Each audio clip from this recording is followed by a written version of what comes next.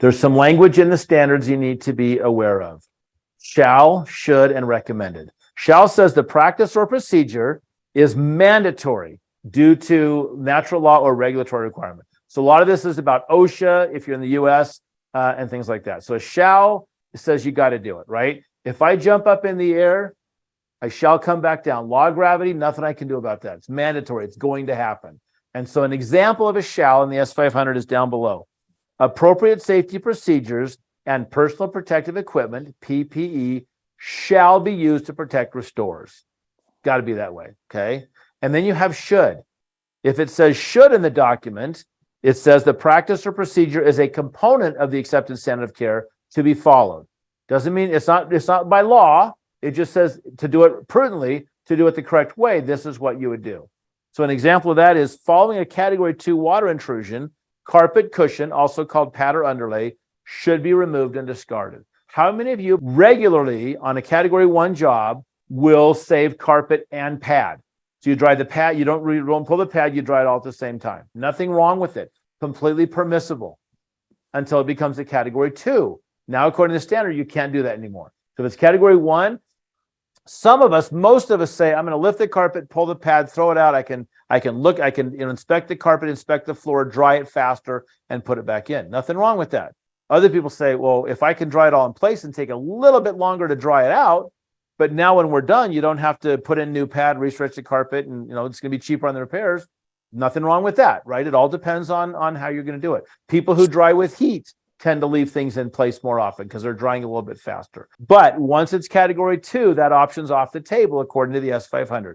Now you have to remove the pad. Okay, so that's a should. That's the standard of care. That's saying this is something you should or shouldn't do. It says that there are times, unique circumstances, it says, where you have to deviate from the standard of care. Sometimes things just don't go the way we want it to. I had a mold job, and there was mold on a wall, and on the other side of the wall, there was a big, huge computer. And so they said, no, we see there's a little bit of mold on there. We took off the one side of the wall and said, we see that's on there. There's no way we're shutting down this computer, which runs the entire West Coast for us, especially for a little bit of mold. So we met with our IEP, our indoor environmental professional, our third-party consultant, and said, what do we do? And so he came in, he said, well, yeah, it doesn't make sense. The standard says remove the drywall. It certainly doesn't make sense to remove the drywall in this instance. So Darren, what I want you guys to do is completely clean that drywall, get as much mold as you can, physical mold off of there, and then make sure it's dry. And then apply this brand of antimicrobial to make sure whatever's left is dead. And typically killing mold is not how we do mold remediation. Removing it is, because in this instance, kill it, and then get that dry, and then encapsulate it with this antimicrobial coating, like a Foster's, 2040, something like that will just seal it in. And I'm okay with that. Okay, Mr. Building Owner goes, I'm okay with that. Mr. Tenant, I don't care what you do, you're not taking the computer out. So in that situation, I said, you know what? I'm okay with that deviation. And then I wrote a change order that said, in essence, and I cited the standard. The S520 states we should remove the drywall. Because of these factors, we've determined not to. We're going to follow this course of action instead, which is a deviation. Everybody that's signing this form acknowledges the deviation and says that if Darren does this, they're not going to sue him. I'm paraphrasing slightly, but you get the idea. And we all signed it. Could they still sue me? You can always sue somebody. But at least I said I've communicated we didn't do it. And I was okay with that deviation. Because to me, that was a detour, not a road closed. Yep, I can still get to where I need to be if I follow that. The deviation I've been asked to do the most over the years from the S500 that I personally won't do, I know there's some companies that might have a higher tolerance for risk than I do, and they might do it, is I've had a restaurant call, many restaurants call and say, hey, Darren, we just had sewage back up. It's all through the dining room, and we've got a huge party tonight at 8 o'clock. We need you to get in here and clean up this sewage and clean the carpet so we're ready to go. No, the S500 says if there's sewage on carpet, that carpet's discarded. It's dumpster material. Or an apartment complex. Hey, Darren, we had the toilets back up into 3 units. Come clean these for us real quick. We got to get those kids back in there. No thanks, right? Because what happens if I go clean the carpet and then those kids get E. coli poisoning? Maybe they ate at a neighbor's barbecue. I don't know where they got the E. coli poisoning, but how do I prove it's not mine?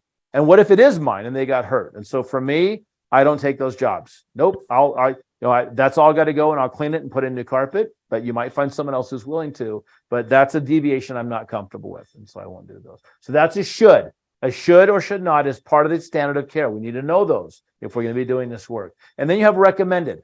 As it says, recommended, the practice or procedure is advised or suggested, but not part of the standard of care. They're important. You should be aware of them, but you don't have to, it's not a deviation if you don't follow a recommended. An example, where applicable, it's recommended the drying goal be within 10% of the dry standard. That's a recommendation. You can set your own. It's not hard and fast. There's also some other language to be aware of in the standard that is may and can. So where it says may, it means that it gives permission to do it. Not part of the standard of care.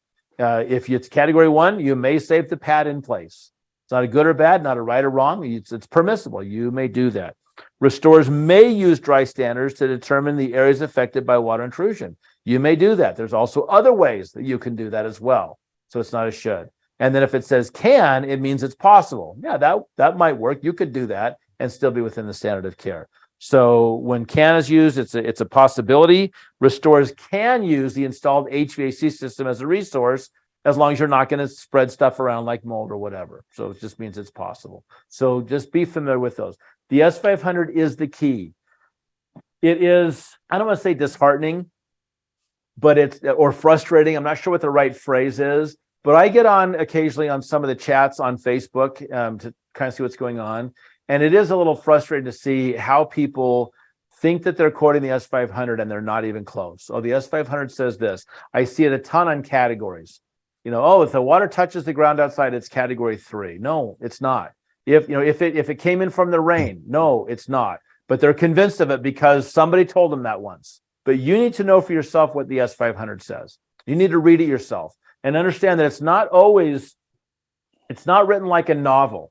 And I'm not getting it all religious here. I'm not, maybe you are something, maybe you're not. That's irrelevant. But the point I'm making is, I'm assuming, I haven't read everything, but the Old Testament, the New Testament, the Book of Mormon, the Bhagavad Gita, the Quran, whatever it is, I'm assuming they're pretty similar. Where somebody says, well, in the Bible it says this, and that's what it means. And somebody goes, yeah, that is what it means. But if you turn back here to this verse, it says this, and so if you put those together, it really means this. And so that's true. But if you add in this verse, so if you take one verse, you can easily take something out of context. But if you put it all together, that's where you get the meaning, and that's how this works. It really is in a lot of ways. So, for example, structural restoration, section 12. Category 1 is where you have water that came from a sanitary source and it doesn't pose a risk of making us sick. Category 2 is significant contamination. It has the potential to make us sick.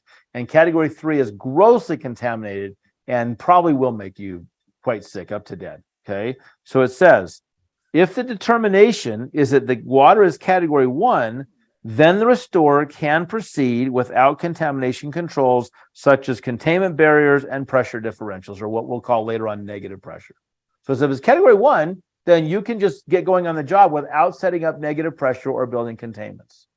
It doesn't go on to the next paragraph to reverse that. It does say it in other areas of the document, but it doesn't go on and say, therefore, if it's category 2 or 3, you need to do these things, but it's inferred. If it's category 1, you don't have to do these 2 things, then the inference is, therefore, if it's not category 1, then these things need to be done. And so sometimes the standard says what it is by what it says, and sometimes it says what it is by what something else doesn't say. And so we got to be very familiar with it. And it will say, I have people say, well, it says right here in the standard this. It's like, it does say that, but you're in the category 2 section, and that's the category 1 job, so it doesn't apply. So just be very familiar with it. I see this all the time in the S500, where people say, the S500 says, or according to the S500. And in my opinion, the next thing you should see is a quotation mark, because they say something that they believe it, somebody told them that, and it must be in there. Or I see stuff where, yeah, it said that, 9 years ago, 2 versions ago, it said that, but that's been changed. That's old language. You have to stay on top of the new languages going forward. So please just know it for yourself.